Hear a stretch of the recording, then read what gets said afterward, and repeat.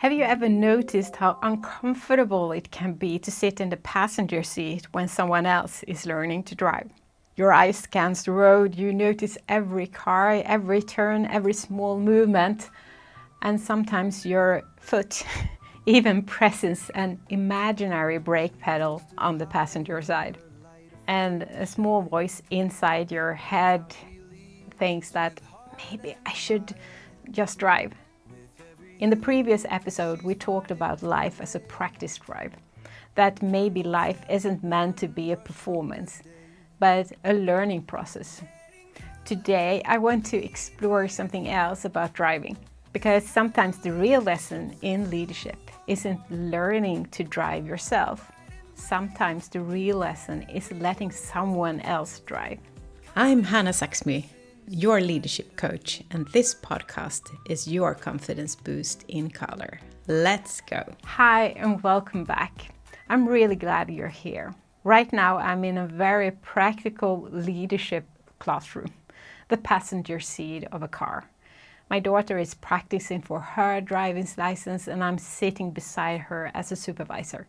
And a few days ago something interesting happened. We were approaching a roundabout. I could see the traffic situation developing before she reacted. And I felt that instinct. Should I intervene? Should I trust her handle it? I come back to that moment later, because that small moment taught me something. When you sit beside someone who is learning to drive, something interesting happens. Technically speaking, the person behind the wheel is already a driver. The moment they start the car, begin to move it, they are driving. But at the same time, they are still very much a beginner. They are practicing, learning, building experience. And until the driving license is approved, the responsibility still rests on the person sitting beside them. But someone else is steering. You can still feel the responsibility. And that combination can feel surprisingly uncomfortable because you see things before they do. You anticipate situation, you imagine what could go wrong, and sometimes your instinct is to jump over and correct things immediately. But learning doesn't really happen when someone else takes over. Learning happens when we are allowed to try, to practice, to experience situations for ourselves. And this is where the driving metaphor becomes very interesting, because this dynamic appears in many parts of life. If you have children who have become adults, you might recognize it. From one day to the next, things suddenly changes. Well, on the paper, legally, they are responsible for themselves, their bank accounts, their medical decisions, their choices. But just because someone turns 18 doesn't mean everything suddenly becomes clear. They are still learning, still practicing, still figuring things out. And for the people who have been responsible for and being parent for a long time, the learning journey now becomes something different. Learning how to let go step by step. And while I was sitting there at the passenger seat, watching the road, noticing every small movement of the car, I realized something, that these situations feel surprisingly familiar. Not just as a parent, but as a manager or a more senior person. Because how often do we do exactly the same thing at work? We see the situation before someone else does. We know the quicker solution. We feel the urge to step in, to correct, to take the wheel, and sometimes we do. But what if that moment, that small urge to take control, is exactly the moment where someone else is learning to drive? In leadership and management, we often carry the responsibility for the direction, for the results, for the environment, but does not mean doing everything yourself. Leadership means creating the conditions where other people step into the driver's seat, where they learn, where they practice, where they grow.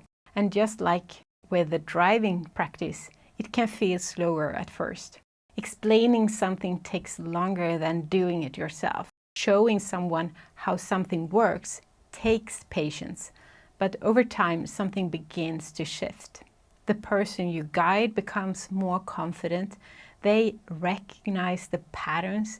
They start making decisions themselves and faster. And suddenly the whole team moves forward with a greater momentum. There is a quiet shift that happens when we move from control to capability. At first it might feel like we are losing control, but in reality we are building something much more valuable.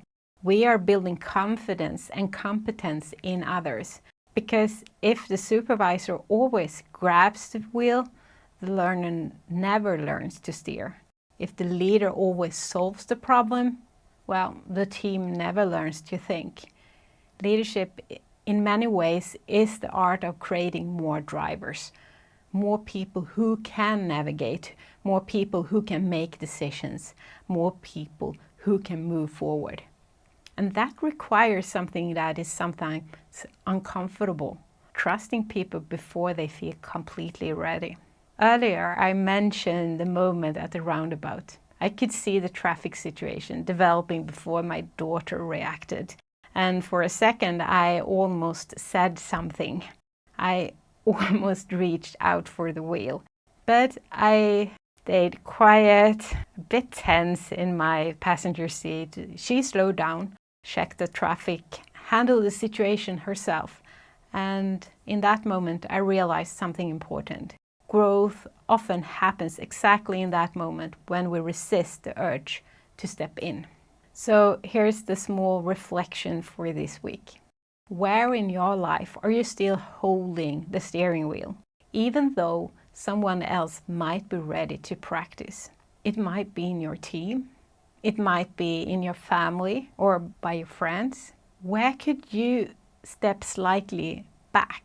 Not by abandoning responsibility, but by creating space for learning. Because leadership isn't only about steering the car. Sometimes leadership is about sitting beside someone and believing they can learn to drive. Good leaders doesn't create more passengers, they create more drivers. And if this idea resonated with you, that leadership is something we practice, not something we perform, then I'd love to invite you to Confident Leadership in Color membership, because that is exactly what we do there. Each week we take the ideas from the podcast and turn them into practical reflections and small leadership experiments that you can apply in your everyday life. Not more theory, but more a space where you can practice, make you feel more authentic in your daily life.